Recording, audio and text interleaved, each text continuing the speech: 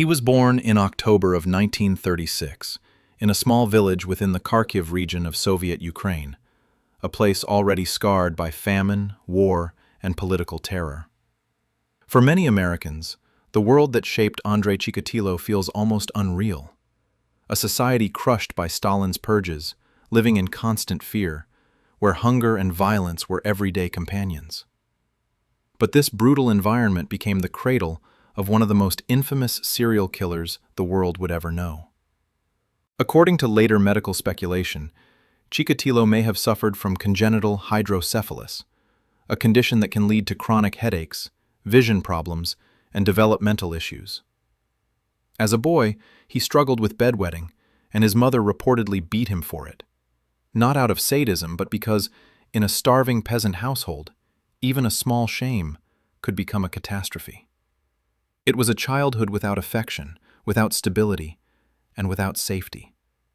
When World War II reached their village, Andrei's father was drafted into the Red Army, captured by the Germans, and held as a POW, something the Soviet government considered an act of treason. Meanwhile, the village fell under Nazi occupation. Chikatilo later claimed he witnessed executions, including children being gunned down as they tried to run. One of the most chilling stories he told was that he once slipped, hit his head on a stone, and woke up inside a pit filled with corpses. Historians still debate whether this actually happened, but it shows how deeply he internalized violence. His family life was a landscape of dread. Andrei's mother gave birth to a daughter during the war, allegedly after being raped by a German soldier. He also grew up hearing a horrifying tale, that his older brother Stepan had been kidnapped and eaten during the Holodomor famine of 1933. No evidence proved Stepan ever existed, but the story shaped Andrei's understanding of the world, a place where danger came not just from soldiers, but from neighbors, hunger, and fate itself. By adolescence, sexual shame and trauma became central to his identity. At 14, he said an older woman attempted to sexually assault him, an incident that left him terrified and humiliated. Later, during his military service, he was allegedly raped by fellow soldiers. These events, whether remembered accurately or distorted by his own mind, formed a pattern of fear, impotence, and rage that would resurface in monstrous ways later. Yet on the surface, he tried to live a normal life. When he returned to his village after the army, local girls initially found him polite and even attractive. But each time intimacy approached, he failed. Word spread quickly in small-town Soviet life, branding him weak and not a real man. Humiliated, he fled the village entirely. Eventually, he married a woman who accepted him despite the lack of passion between them. They raised 2 children, lived a quiet domestic life, and Andrei presented himself as a hard-working, responsible husband. By all appearances, he was gentle, someone who claimed he couldn't bring himself to cut a chicken because he felt sorry for it. But behind this ordinary facade, something monstrous was forming. The traumas of childhood, the humiliation of adolescence, and the psychological fractures of a collapsing society were fermenting inside him. No one knew it yet, but a serial killer, one who would terrify an entire nation, was beginning to take shape. By the time Andrei Chikatilo entered adulthood, the Soviet Union had become a rigid, authoritarian machine, obsessed with appearances and terrified of scandal. On the surface, he blended in well. He was quiet, educated, diligent, exactly the kind of man a system built on conformity valued. But beneath that veneer, his private world was crumbling. His first known deviant behaviors began when he worked as a teacher at a boarding school. For Americans imagining a typical school setting, it is important to understand that Soviet schools, especially rural ones, were strict, underfunded institutions with little oversight. Teachers often lived on the school grounds. Students were vulnerable, isolated, and expected to obey without question. It was in this environment that Chikatilo took advantage of his position. He would sit close to schoolgirls under the pretense of explaining difficult lessons, touching and holding them while pretending to help. One day, he locked himself in a classroom with a student. The girl broke free and ran, terrified. In another incident, he took a group of children swimming. One girl drifted too far, and when he swam out to help, he groped her. The fear in her eyes and his own sudden surge of arousal left a deep imprint. Rumors spread quickly. Parents complained. Administrators, desperate to avoid scandal, quietly forced him to resign. In the Soviet Union, such issues were rarely handled through law enforcement. They were buried to protect the institution.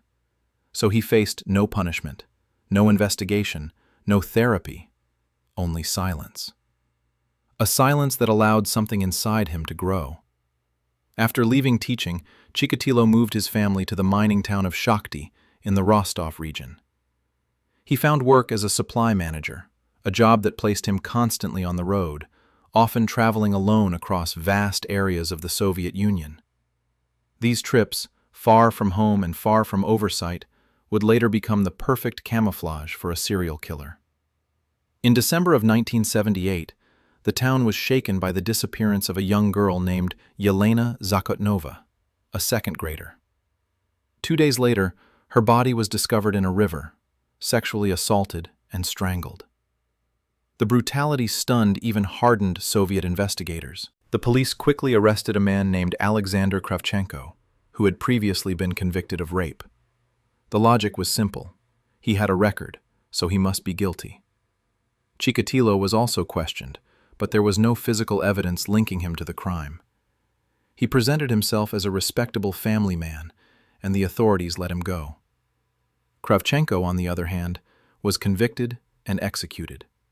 That wrongful execution would later haunt the investigation. It also revealed a terrifying truth about the Soviet justice system. It needed a culprit more than it needed the truth. Zakotnova's murder was only the beginning. Over the next several years, young children and vulnerable women across the region began to vanish. Their bodies were found in forests, near train tracks, in abandoned areas, mutilated in ways investigators had never seen. Yet the public knew nothing. Soviet media never reported serial killers. Acknowledging them would imply that the state had failed to protect its citizens. Therefore, most victims walked straight into danger without realizing it existed.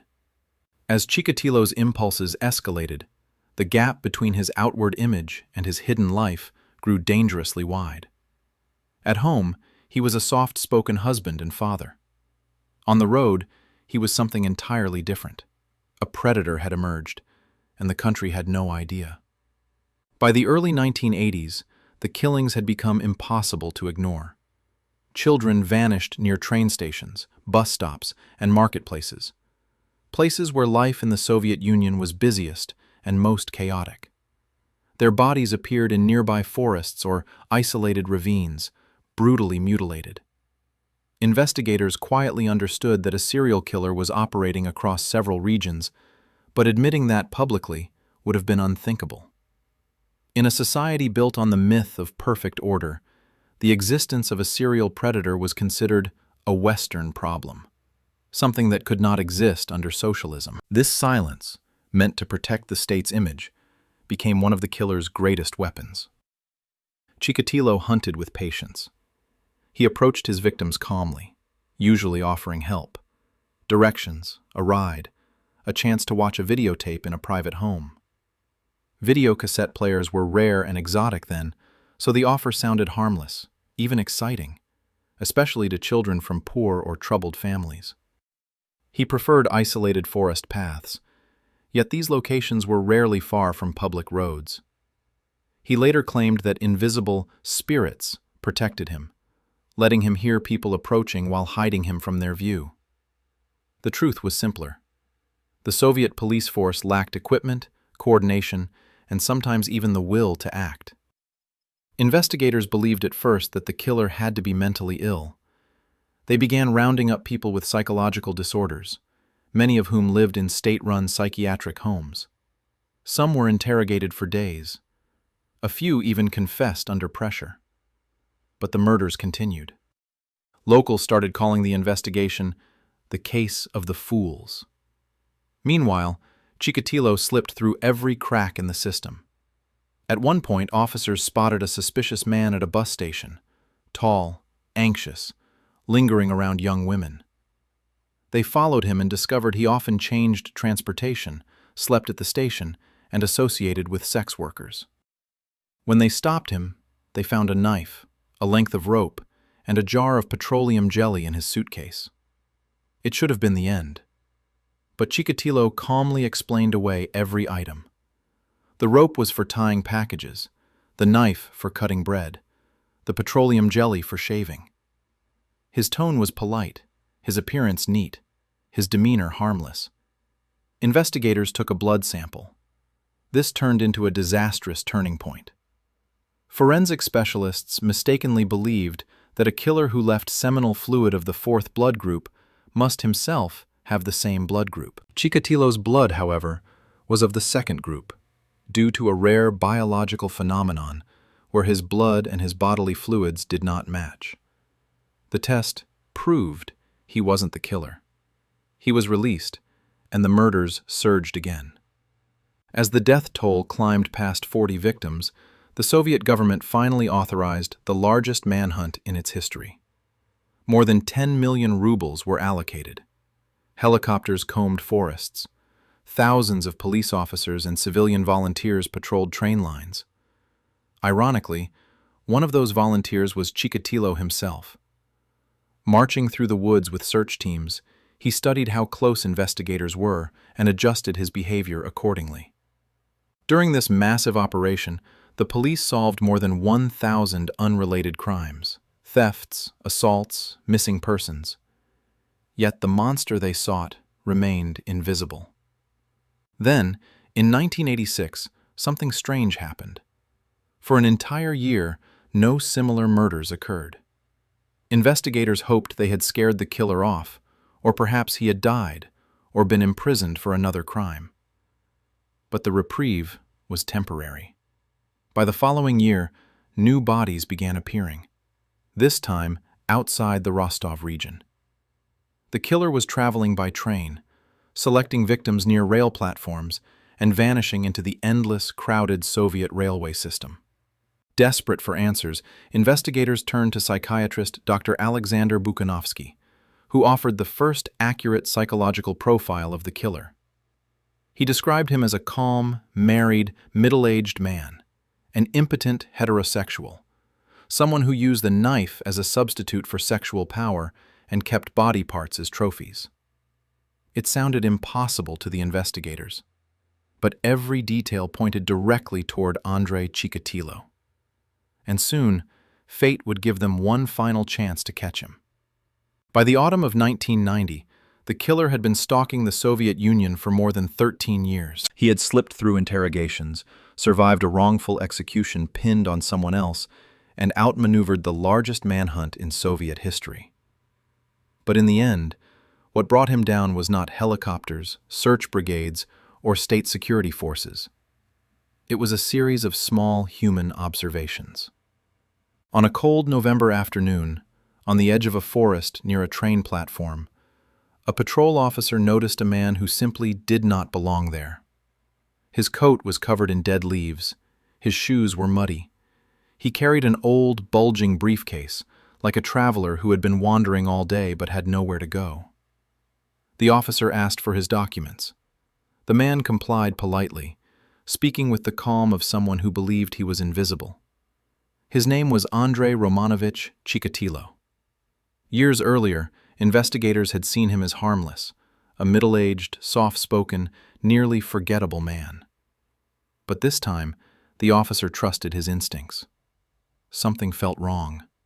A surveillance team was assigned. For 10 days, plainclothes investigators followed Chikatilo as he moved around Rostov-on-Don. They watched as he loitered near bus stops and train stations.